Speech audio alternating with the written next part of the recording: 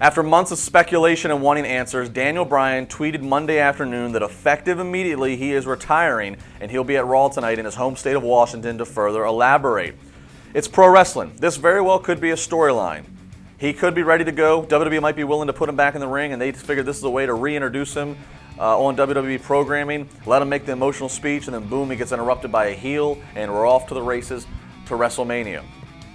But this also could be legitimate. Bryan has had 2 significant injuries in the last 2 years, and these injuries are dealing with neck and nerve damage. There's a lot of hoopla right now in the mainstream sports about concussions and protocol and the precautions there, but also specifically with WWE, they're in litigation right now with CM Punk, a former wrestler, and that litigation is centered around negligence, claims of negligence, and health of their performers. So if WWE is to put Daniel Bryan back in the ring and he was to get significantly hurt again, it's open season on liability and what could stem from that.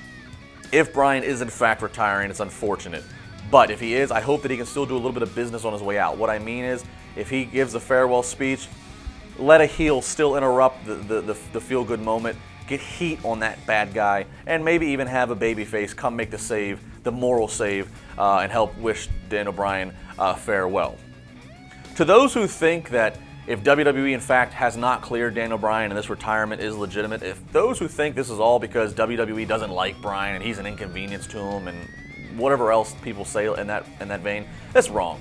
Daniel Bryan, when healthy, is worth money to WWE. Okay?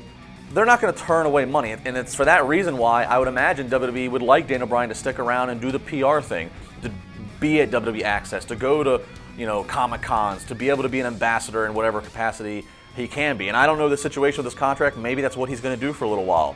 But while this might be the end of Daniel Bryan in a WWE ring, eventually whatever contract he has with WWE is going to come to an end. And I don't think we've seen the last of Daniel Bryan in a wrestling ring. Monday Night Raw is going to be very interesting tonight. Make sure you follow me on Twitter at Justin LaBar and right here on TribLive.com Tuesday. There's going to be a whole lot to talk about. And you can check out my radio show Tuesday afternoon on Trib Live Radio.